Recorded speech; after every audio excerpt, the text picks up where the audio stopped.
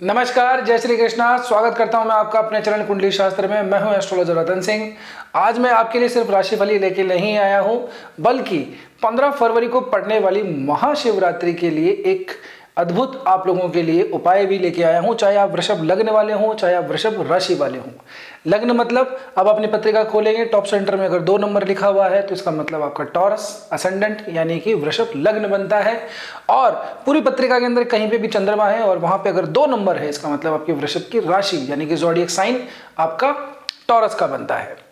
अब शुरू करते हैं और सबसे अंत में वीडियो को आखिर तक जरूर देखना है, क्योंकि सबसे लास्ट में हम बताएंगे, क्योंकि आखिर में ही पड़ेगी 15 फरवरी आपको महाशिवरात्रि का एक अचूक उपाय, महा उपाय एक्चुअल में। देखिए क्या है, अभी कुछ हम जो आज समझेंगे थोड़ा नवमांश के हिसाब से भी देखेंगे क्या होगा।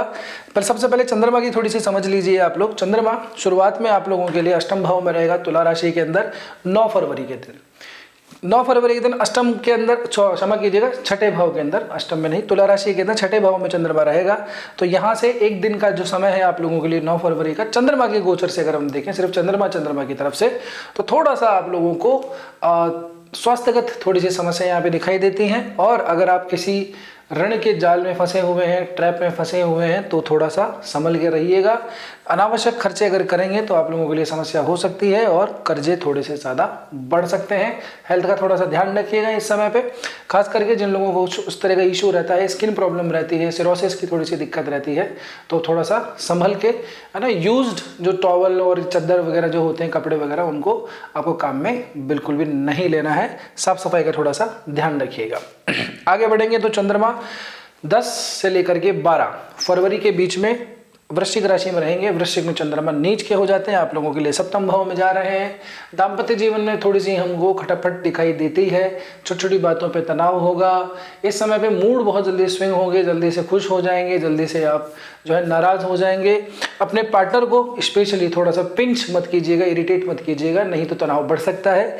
बिजनेस के अंदर भी अगर हम जाते हैं तो वहाँ पे भी कोई बड़ा डिसीजन लेने से इस समय पे आप लोगों को विशेषतः बचना चाहिए। बाकी ग्रहों की पोजीशन ठीक है, अगर आपकी मेन पत्रिका में चंद्रमा बहुत स्ट्रांग है, अच्छा है, उसी की दशा महादशा अंतरदशा भी चल रही है, तो ये कंडीशन आप लोगों के लिए ठीक रहेगी, इतनी चिंता की जरूरत नहीं है। तो बशर्ते आपकी मेन पत्रिका के अंदर चंद्रमा की कंडीशन थोड़ी सी ठीक होनी चाहिए, ठीक है ना। अब आपको ये समझ में नहीं आता कि क्या लग्न है, क्या राशि है, कौन सी दशा है, महादशा अंतरदशा है, व्यापार में थोड़ा सा काम ठीक नहीं चल रहा है, या कोई भी आपका जीवन से संबंधित कोई प्रश्न है, जीवन की किसी समस्याओं से आप 2-4 हो रहे हैं, तो आप निश्चिंत रूप से नीचे संपर्क सूत्र दिए हुए हैं, व्हाट्सअप नंबर है, वेबसाइट का एड्रेस है, अपॉइंटमेंट अपना बुक करवा सकते हैं। आगे बढ़ेंगे तो चंद्रमा जाएंगे अष्टम भाव के अंदर। अष्टम में भी चंद्रमा अच्छा नहीं रहता, यानी कि चंद्रमा के गोचर से अगर हम देखेंगे तो 14 फरवरी तक तो कुछ भी ठीक नहीं है। 13-14 फरवरी को चंद्रमा रहेंगे अष्टम भाव में, धनु राशि के अंदर। आप लोगों के लिए धनु राशि गुरु की बनती है, जो इतने ज़्यादा कारक नहीं बनते हैं। अग्नि तत्व की राशि है, 8वां भाव है, तो यहाँ पे भी आप लोगों को थोड़ा सा साधन जो है, आपकी गाड़ी और मोटरसाइकिल, बाइक, स्कूटी जो भी आप चलाते हैं, उनको थोड़ा सा आराम से चलाइएगा, सावचेत रहिएगा, सावधान रहिएगा। पूजा पाठ के अंदर इनको इन्वॉल्व रहेंगे, थोड़ा सा टाइम अपना इंक्रीज कर दीजिएगा, क्योंकि कंसंट्रेशन में यहाँ पे प्रॉब्लम आ सकती है। आखिरी दिन होगा महाशिवरात्रि का। चतुर्ग्रही योग बन रहा है आप लोगों के कर्म भाव के अंदर। भाग्य भाव के अंदर 3 ग्रह एक साथ बैठेंगे, सूर्य, मंगल और चंद्रमा।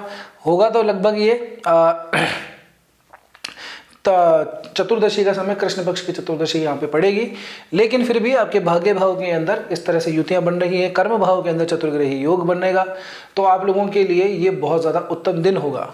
मंगल और चंद्रमा ही रहेंगे, क्षमा कीजिएगा, सूर्य क्योंकि 13 तारीख को आगे बढ़ चुके होंगे। 13 तारीख को सूर्य जो है कुंभ राशि के अंदर गोचर कर जाएंगे, तो यहाँ पे मंगल उच्च अवस्था के अंदर है और साथ ही के अंदर चंद्रमा भी यहाँ पे आ जाएंगे।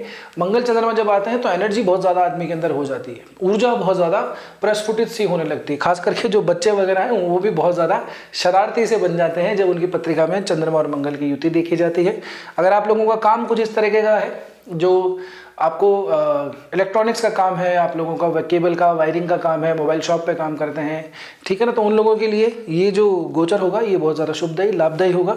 चंद्रमा वैसे तो यहाँ पे तृतीय भाव के स्वामी बनते हैं, लेकिन नवम के अंदर गोचर करेंगे, बहुत उत्तम काम होगा। अब आगे बढ़ते हैं, हम एक एक करके और चीज़ों को देखते हैं, आप लोगों के अलग अलग एस्पेक्ट्स को। तो यहाँ से देखेंगे तो 13 फरवरी को सूर्य महाराज गोचर कर जाएंगे। यानी कि 9 फरवरी से लेकर के और 13 फरवरी तक का जो समय है वो सूर्य और मंगल आप लोगों के नवम भाव में रहेंगे। आदित्य मंगल योग बन रहा है, बहुत शुभदायी योग है, भाग्य का साथ मिलेगा। पिताजी की बात जरूर मानिएगा, पिता का सपोर्ट लेने का प्रयास कीजिएगा। अगर आपको सपोर्ट नहीं मिलता है तो पिताजी की तरफ से आप लोगों को जो है आपका काम, आपका बिजनेस जो है आपको काफ़ी ग्रोथ होगा, तो उनका आशीर्वाद लीजिए। बातचीत अगर ज़्यादा नहीं करते हैं तो कम से कम ठीक से बात तो कर ही लीजिए, आराम से बात कीजिए, ज़्यादा लड़ाई झगड़े करने की ज़रूरत नहीं है, क्योंकि वैसे भी दोनों अग्नि तत्व के ग्रह हैं। यहाँ पे थोड़ा सा हमको अग्नि भी दिखाई देती है, यानी कि अग्रेशन, एरोगेंस, एटीट्यूड दिखाई देता है। जो बातचीत या फिर हम कहेंगे आइडियोलॉजिकल डिस्प्यूट्स हैं वो भी हमको यहाँ पे दिखाई देते हैं। तो बेहतर होगा अपने पिताजी की थोड़ी सी सेवा करें, उनसे प्रेम से, तमीज़ से और आराम से बात कीजिएगा। 13 तारीख को सूर्य जैसे यहाँ पे जाएंगे, यहाँ पे चतुर्ग्रही योग बनेगा। राहु जो है, राहु और केतु दोनों ही अभी वर्तमान के अंदर वर्गोत्तमी चल रहे हैं। वर्गोत्तमी मतलब नवमांश में भी सेम ही राशियों के अंदर है, तो वो वर्गोत्तमी ग्रह हो जाते हैं।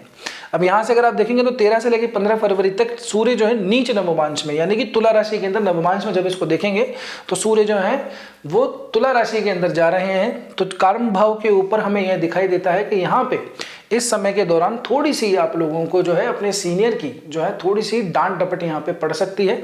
जो सरकारी क्षेत्र के अंदर हैं वो भी अपने सीनियर से, अपने जो पद में ओहदे से बड़े हैं, उनकी तरफ से डिसिप्लिनरी कुछ एक्शन वगैरह लिया जा सकता है। जो बिजनेस वगैरह करते हैं उन लोगों के लिए कुछ ऐसा रहेगा कि सरकारी डॉक्यूमेंट्स वगैरह कागज थोड़े से पूरे रखिएगा, कहीं ना कहीं से कोई ना कोई अगर आ जाए तो आप लोगों को थोड़ी सी समस्या आ सकती है, ठीक है ना, क्योंकि ये वैसे भी राशि शनि की ही पड़ती है। नवमांश के अंदर देख रहे हैं तो शुरुआत के 2-3 दिन जो है सूर्य जो है नीच नवमांश में जा रहे हैं, तुला राशि में जा रहे हैं, तो यहाँ से सूर्य की तरफ से हमको सपोर्ट थोड़ा सा कम मिलता हुआ दिखाई दे रहा है। वैसे भी यहाँ पर सूर्य जो है चौथे भाव के मालिक हैं, उसके ऊपर केतु का भी गोचर चल रहा है। नवमांश में अगर हम देखेंगे तो केतु के साथ में शनि भी यहाँ पे बैठे हुए मिलेंगे, तो सिंह राशि का भी ठीक हाल नहीं है। साथ ही साथ में सूर्य भी शुरुआत आखिरी के जो सप्ताह हैं उसके अंदर ठीक नहीं रहेंगे, तो यहाँ पे ध्यान रखिएगा। साथ ही में एक खबर और भी आपको बता दूं, 10 से लेकर के और 14 फरवरी तक का जो समय है यहाँ पे मंगल भी नीच नवमांश में रहेंगे। जी हाँ, सूर्य और मंगल दोनों ही जो है अलग अलग तारीखों को नीच नवमांश में जा रहे हैं, यानी कि ये कैंसर कर्क राशि के अंदर चले जाएंगे नवमांश के अंदर। तो यहाँ से भी अगर आप थर्ड हाउस को, क्योंकि हम सब तक इस भाव से हो रखे हैं, इसका मतलब एफर्ट बहुत ज़्यादा करने पड़ेंगे, लेकिन क्योंकि मूल स्थान के अंदर अभी तो अपने उच्च अवस्था के अंदर चल रहे हैं, तो भाग्य का साथ तो मिलेगा, लेकिन आपको एफर्ट बहुत ज़्यादा करने पड़ेंगे। हो सकता है कि एक बार के काम से आपका बात ना बने, लेकिन उस पर आपको हार नहीं माननी है, रिपीटेड मोड पे काम करते रहना है, बार बार एफर्ट डालते रहना है। आपको सपोर्ट जहाँ पे किस्मत का ज़रूर मिलेगा, मंगल का साथ ज़रूर मिल जाएगा। व्यापार वाले, बिजनेस वाले जो हैं उनके लिए मैंने तारीखें आपको बता दी, उसके अलावा कोई समस्या वाली बात यहाँ पे हमको दिखाई नहीं देती। रिलेशनशिप की अगर मैं बात करूँ तो बुध महाराज, इनके लिए अच्छी खबर है। क्या है, 12 और 13 फरवरी जो हैं 2 दिन स्पेशली बुध जो हैं वो उच्च नवमांश के अंदर प्रवेश करेंगे, यानी कि कन्या राशि के अंदर जो है बुध प्रवेश कर जाएंगे यहाँ पे उच्च नवमांश के अंदर, ठीक है ना। वर्गोत्तम में भी हो जाएंगे कुछ समय के बाद में। तो ये जो समय है आप लोगों के लिए रिलेशनशिप के लिए तो बहुत बढ़िया है। और 14 फरवरी को जो नवयुवा हैं उनके लिए बहुत अच्छा दिन आता है, वैलेंटाइंस डे आता है। अपने प्रेम का इजहार कीजिए, जिनके साथ में है रिलेशनशिप उसको थोड़ा सा और एक्सपेंड कीजिए, समय थोड़ा सा अच्छा बिताइए। 12-13 तारीख का आपके लिए समय बहुत ज़्यादा शुभदायी होने वाला है। यहीं साथ साथ के अंदर प्रॉपर्टी एसेट्स, धन भाव की अगर मैं बात करूं, कुटुंब भाव की बात करूं, तो इसका भी स्वामी आप लोगों का बुध ही बनता है। यहाँ पे गुरु महाराज अभी ऑलरेडी बैठे हुए हैं। गुरु महाराज जो है नवमांश में जब हम चेक करते हैं तो ये मेष के अंदर गए हुए हैं, तो गुरु की पोजीशन के हिसाब से तो क्या है, ठीक ठाक है, कोई खास इतनी समस्या हमको दिखाई नहीं देती। धन में वृद्धि दिखाई देती, कुटुंब परिवार में हमको समृद्धि दिखाई देती है। स्पेशली ये जो 2 तारीख हैं 12 और 13 फरवरी, यहाँ पे भी आप लोगों को थोड़ा सा धन लाभ मिलता हुआ हमको यहाँ पे दिखाई देता है। तो चिंता करने की यहाँ पे जरूरत नहीं है। अलग अलग एस्पेक्ट से अलग अलग चीज़ों को समझने का प्रयास कीजिएगा। आप ये कहेंगे कि एक तरफ तो कुछ और कहते हो, दूसरी तारीख उसी तारीख को दूसरी बात भी कहते हो, तो काम की परिप्रेक्ष्य से बातें अलग हैं। रिलेशनशिप के मामले में, धन भाव के मामले में चीज़ें अलग हैं। तो इन चीज़ों को इसी तरीके से समझिएगा। वैसे भी हमारा जो जीवन है वो किसी एक धागे से नहीं पिरोया जाता, अलग अलग धागों से हमारा जीवन पिरोया हुआ होता है। तो अलग अलग धागों को हिसाब से ही हमको ध्यान देना आवश्यक है। आगे बढ़े तो आप लोगों के लिए अगर मैं बात करूं हेल्थ वगैरह की, स्वास्थ्य की दृष्टि से, तो शुरुआत का कुछ एक आध दिन है, बाकी कोई समस्या वाली बात नहीं है, क्योंकि जो शुक्र महाराज हैं वो अपने भाव से पंचम के अंदर गोचर कर रहे हैं। बहुत उत्तम स्थिति है। खास करके जिन लोगों को शुगर की प्रॉब्लम है, बीपी की प्रॉब्लम है, डायबिटीज़ की थोड़ी सी प्रॉब्लम है, तो उन लोगों के लिए ये समस्या थोड़ी सी जो है इतनी नहीं रहने वाली। हालांकि राहु के साथ में थोड़ी सी एंजाइटी, डिप्रेशन वगैरह आपको थोड़ा सा आ सकता है, थोड़ी सी घबराहट वगैरह हो सकती है, तो टाइम टू टाइम चेक वगैरह करवा लीजिएगा। बाकी विशेष इतनी समस्या नहीं है, खास करके 13 फरवरी तक। तो 13 फरवरी के बाद में सूर्य भी यहाँ पे आ जाएंगे, तो थोड़ी सी समस्या स्वास्थ्य में हमको यहाँ पे दिखाई देती है, क्योंकि सूर्य के प्रभाव में ये ग्रह अस्त हुए रखे हैं, ठीक है ना। तो इनका थोड़ा सा आप लोगों को विशेष ध्यान ही रखना है। अब बात करता हूँ स्पेशली इस चतुर्ग्रही योग के बारे में और महाशिवरात्रि के बारे में। महाशिवरात्रि महादेव का पर्व है।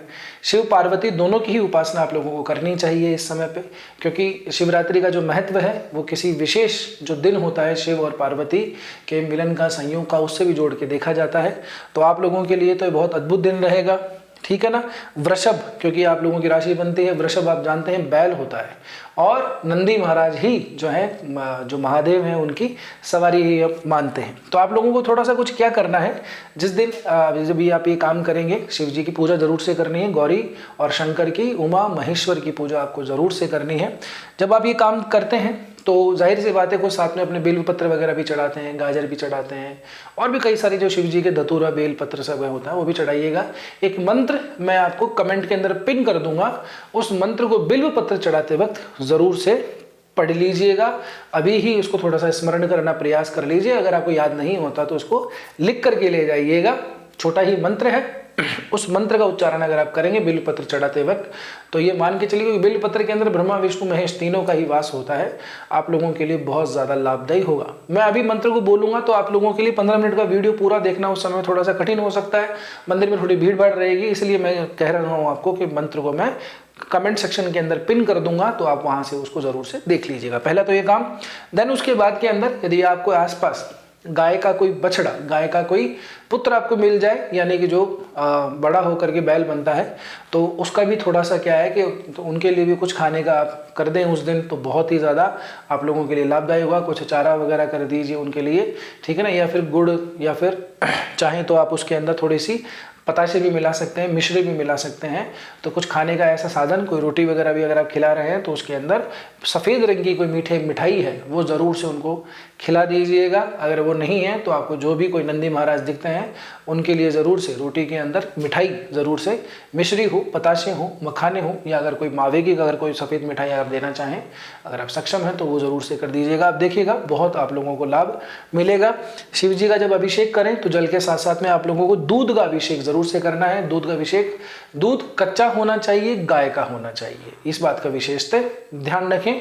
जहाँ अगर आप शहर में रहते हैं गाय का दूध नहीं मिलता, तो आजकल शायद गाय का दूध भी डेयरी वगैरह के अंदर मिलने लग गया है, तो आप वहां से भी उसको अरेंज कर सकते हैं, ठीक है ना। आगे बात कहूं मैं आप लोगों के लिए, तो समय आप लोगों के लिए उत्तम है, कोई ज़्यादा चिंता की बात नहीं है। जो चीज़ें हैं उनके बारे में मैंने आपको विस्तार से बता दिया है। तो अगर यहाँ तक पहुँच रहे हो तो वीडियो ठीक ही लगा होगा आपको, लाइक भी आपने कर ही दिया होगा। एक आपसे प्रार्थना है, कमेंट सेक्शन में जब जाएंगे तो वीडियो को स्वाइप कर दीजिएगा, वहाँ पे हाइप का ऑप्शन आएगा, वीडियो को हाइप ज़रूर से कर दीजिएगा, और कैसा लगा वीडियो कमेंट करके ज़रूर बताइएगा।